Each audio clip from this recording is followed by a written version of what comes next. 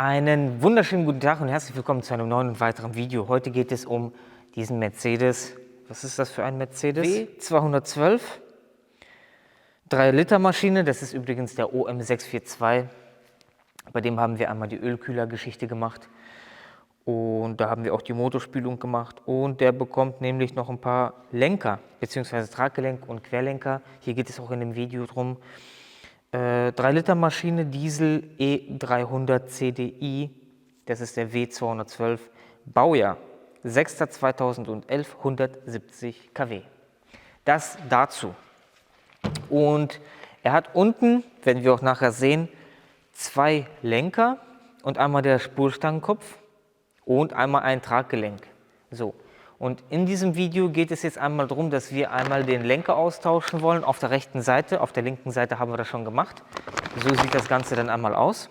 Achtet darauf, dass ihr eine neue Mutter mit habt, weil hier ist zum Beispiel keine mitgeliefert worden. Also achtet darauf, mit der Mutter ist hier gemeint, dass ihr hier eine neue Mutter dran setzen könnt, an das Traggelenk, beziehungsweise an den Lenker. Und in Verbindung mit dieser Arbeit ist es zu empfehlen, das Traggelenk mit neu zu machen, weil den müssen wir einmal abmachen, damit wir den anderen Lenker überhaupt abbekommen. Und deswegen bietet es sich an, den gleich neu mitzumachen. Das wird aber nochmal als separates Video geschnitten, Traggelenk wechseln. Und ja, so sieht das Ganze aus. Kauflinks unten in der Videobeschreibung. Übrigens ist bei dem Traggelenk von Lemförder die Muttern neu mitgekommen. Komischerweise, aber für den Querlenker eben nicht. Ja, er hat einmal den Alu-Querlenker und einmal den Guss-Querlenker. Das zeige ich euch gleich einmal unten alles, wie das Ganze aussieht. Und ja, ich würde mal sagen, ja, alle wichtigen Werkzeuge sind unten in der Videobeschreibung. Wir werden jetzt hier keinen Abzieher benutzen, weil ich es zeitlich nicht geschafft habe, die Abzieher zu bestellen. Und wir sie noch nicht hier in der Halle haben.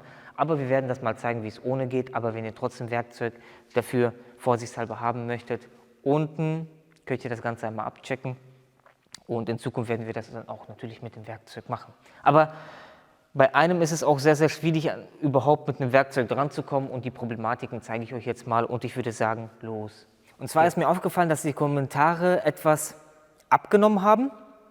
Und deswegen haben wir uns überlegt, für die, die fleißig Kommentare schreiben, haben wir überlegt, dass wir immer, und beziehungsweise mir fehlt auch immer so ein bisschen der Content, den wir live machen können. Und deswegen habe ich mir Folgendes überlegt, für die Leute, die fleißig am Kommentare schreiben sind, dass wir da ein Gewinnspiel machen, dass immer zum Ende des Monats wir ein Gewinnspiel machen für alle Kommentare, die in die Videos gemacht werden. Das heißt, egal unter welches Video ihr Kommentare schreibt, kommt ihr automatisch mit in die Verlosung mit rein oder macht ihr automatisch beim Gewinnspiel teil. Und da haben wir uns Folgendes überlegt, 50-Euro-Gutschein könnt ihr euch dann aussuchen. XXL Automotive-Gutschein oder Amazon-Gutschein werden wir dann mit euch schon ausmachen. Und das Ganze wird dann immer zum Ende des Monats, das heißt zum 30. oder zum 31. endet das Gewinnspiel und fängt dann immer automatisch am 1. des Monats an. Und da könnt ihr dann gerne unten in die Kommentare, nicht nur unter dieses Video, egal welches Video in diesem Monat rauskommt, da könnt ihr Kommentare schreiben und macht beim Gewinnspiel teil und im Livestream am 30., 31. Wir werden immer diese Livestreams vorab ankündigen, wann die starten, um wie viel Uhr, wo ihr dann automatisch zugucken könnt oder ihr werdet dann per YouTube benachrichtigt. Ja, ob ein Gelenk ausgeschlagen ist, könnt ihr immer gut mit 2 Personen prüfen. Und zwar die eine Person wackelt hier dran und dann spürt ihr einfach so ein Spiel und die andere Person geht halt an die Gelenke dran und hält da die Hand dran und guckt, ob das Spiel ist. Oder wie in dem Fall ist nicht nur ein Gelenk kaputt, sondern auch die Manschetten sind kaputt. Dann tauscht man das Ganze natürlich auch aus. Ich weiß nicht, ob man es hören kann. Also da ist auf jeden Fall Spiel. Werdet ihr jetzt wahrscheinlich durch die Kamera schlecht sehen, aber so könnt ihr das Ganze schon mal prüfen.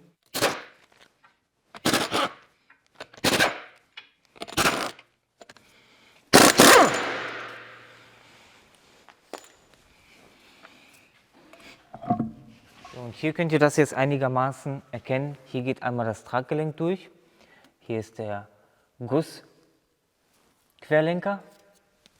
Und dann hat man hier einmal den Alu-Querlenker. Der geht hier ziemlich nah dran an den Stoßdämpfer. Deswegen hat man hier auch das Problem, dass man hier schlecht etwas ansetzen kann. Und um den zu wechseln, ist es zu empfehlen, diesen hier abzumachen. Und der sitzt eigentlich auch recht einfach dran, außer hier. Aber hier sollte er eigentlich recht einfach abgehen. Und hier hat man halt noch den Spurstangenkopf. Und deswegen muss man halt immer aufpassen, welchen Querlenker man wechseln möchte oder welche gewechselt werden soll, der oder der. Und ja, wir werden jetzt einmal hier Traggelenk abmachen. Noch eine wichtige Sache darauf zu achten, zeige ich eben. Und zwar achtet darauf, ob ihr hier Unterlegscheiben dran habt, dass die auch an die richtige Position wieder dran kommen, weil da gibt es eine bestimmte Führung, wie die dran sitzen sollen. Deswegen achtet hier einmal drauf, dass ihr die genauso wieder dran setzt, wie ihr die abmacht. Aber das zeige ich euch alles einmal gleich. Ich zoome euch da einmal ran. Der ist einmal so ein weggeschliffener Punkt. Ganz kurz hat man es gesehen. Und auf der anderen Seite ist es genauso. Da einmal darauf achten, dass ihr die nicht quer setzt, weil die werden dann nicht komplett flach anliegen. Das zeige ich euch nachher, warum. So, wir werden jetzt das Ganze hier mit Drahtbürste sauber machen, das Gewinde, und mit Rostlöser alles einsprühen.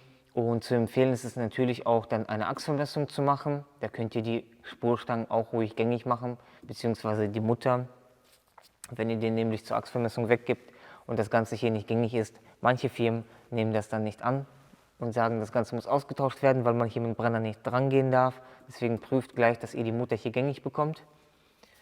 Also nicht nur die Stange, sondern auch die Mutter, die Kontermutter.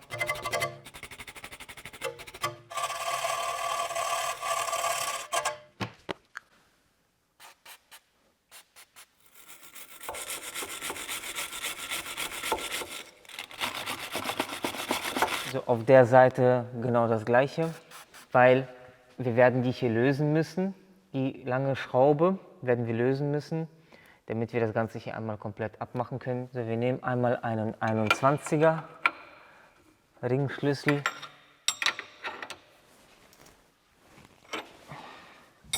So, lösen hier das Ganze. Hier muss man mit den Unterlegscheiben auch aufpassen. Wenn ihr jetzt zu viel abschraubt, kann es passieren, dass die Scheibe sich bei euch löst, verdreht und dann wird sie nicht komplett plan anliegen. So, einmal gelöst das Ganze. Dann nehmen wir einmal einen 21er. So, wichtig ist es jetzt, das Blech hier abmachen, beziehungsweise einmal die Koppelstange für den Niveausensor. Das Ganze ganz einfach mit einer Spitzzange zusammendrücken.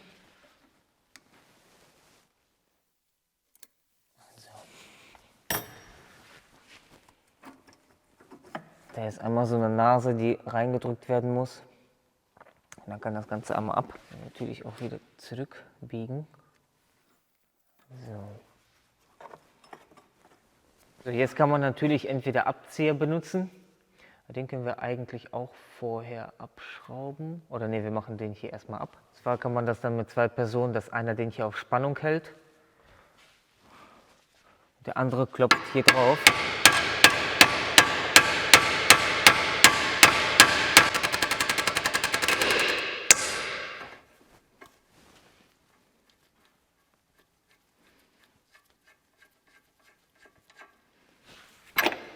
So, und schrauben jetzt mit einem 21er das Ganze hier einmal ab.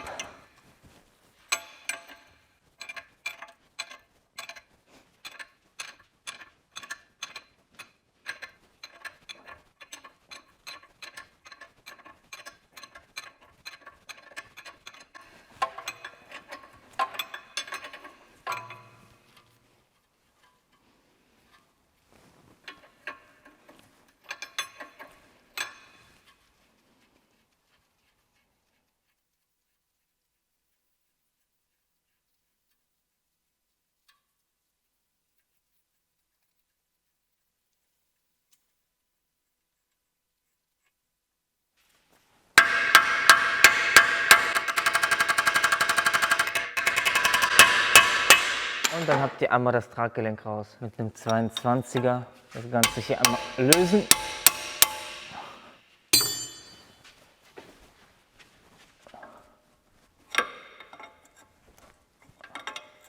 So, und die Mutter könnt ihr so weit hochdrehen, dass ihr quasi gegen den Stoßdämpfer kommt und quasi eine Spannung aufbaut, damit der Querlenker runterkommen kann. Natürlich nicht zu viel, dass ihr das Gewinde nicht kaputt macht, aber so, dass das ein bisschen auf Spannung ist. Und dann sind es ein paar Schläge, dann sollte das Ganze auch ab.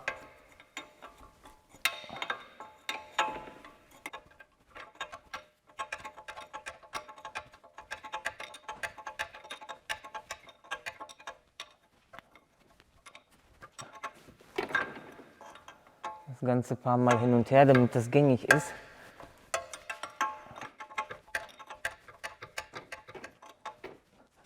So, und wenn jetzt genug Spannung aufgebaut ist, dann entweder ein paar Mal klopfen oder das Ganze warm machen. Dann sollte das Ganze schon entgegenkommen, weil er hat jetzt Spannung gegen den Stoßdämpfer aufgebaut. Probieren wir das Ganze mal aus.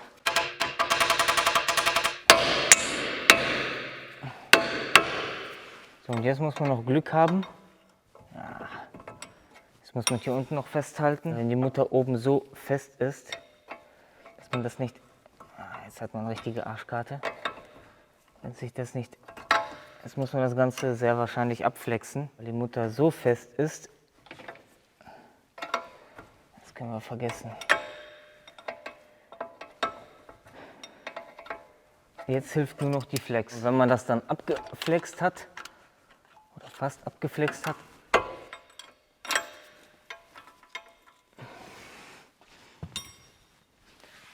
bevor man das da auch abschrauben möchte, hier das Ganze einmal lösen.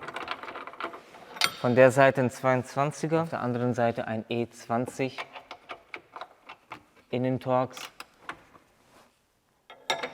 Erstmal die Mutter lösen, damit die Scheiben, die Unterlegscheiben sich auch lösen.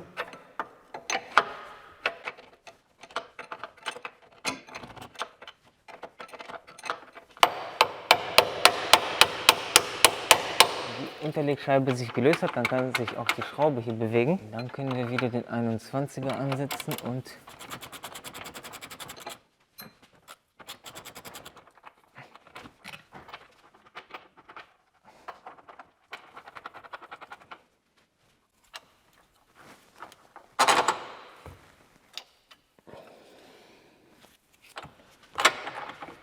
da könnt ihr jetzt einmal sehen, da ist einmal so eine Nut, quasi wie so ein B und da könnt ihr sehen. Deswegen ist es wichtig, dass die Unterlegscheibe nachher auch wieder richtig da reinpasst.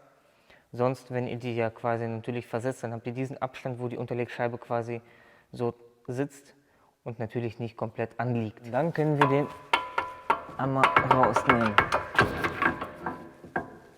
Und dann haben wir endlich das gute Stück. Ja, leider musste man es abflexen, aber so ist es halt manchmal. Manchmal kriegt man es einfach nicht vernünftig ab. Ja, und mit einem Spezialwerkzeug kannst du da eh mit nichts gegendrücken. Also da musst du irgendwie rumkloppen. Ja, so ist es halt manchmal. Und dann den neuen Lenker wieder drauf.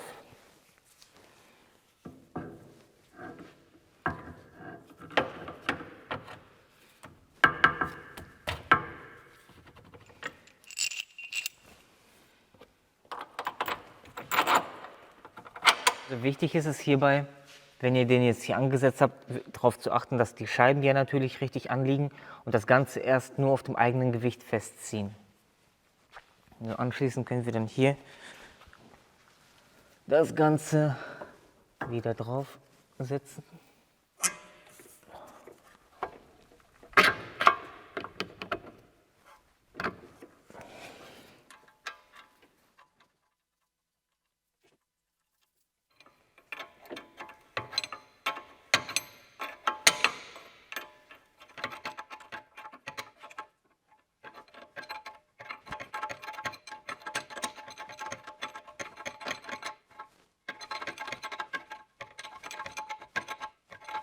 So, und dann mit einem Getriebeheber oder Wagenheber von unten dran drücken, damit der das Ganze auf Spannung hat.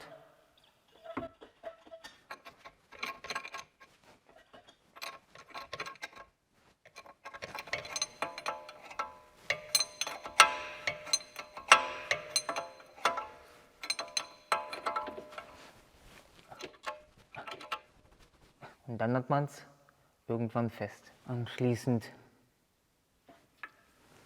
den hier einmal rein.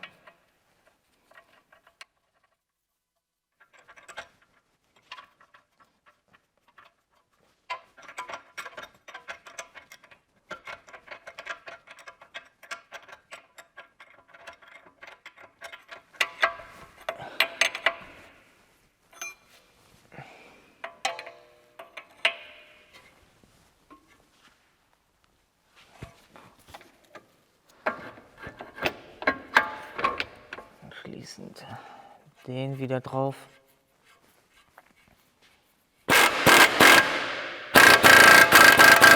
Ja, und diese Schraube hier oben natürlich auch festziehen auf dem eigenen Gewicht. Der bekommt halt noch eine Vermessung, deswegen ziehe ich das Ganze hier auch nicht fest. Das wird nachher auf der 4-Säulen-Bühne festgeschraubt. Ihr habt die Möglichkeit, dann entweder eventuell mit einem Wagenheber das Ganze hochzudrücken und dann das Ganze einmal komplett festzuziehen. Ja Leute, die Klammern natürlich auch wieder drauf und auch an die richtige Position wieder drauf machen. Hier ist einmal so eine Wölbung, wo man das Ganze passend dran setzen kann. Es ist auch sehr wichtig, dass ihr das Ganze nicht verbiegt, weil davon ist es halt abhängig. Er nimmt halt von diesem Niveausensor die Höhe vom Fahrzeug. Und wenn ihr den verbiegt oder mit Gewalt abmacht, dann habt ihr das Problem, dass ihr zu links, rechts minimalen Unterschied habt. Deswegen ganz, ganz wichtig, den nicht verbiegen.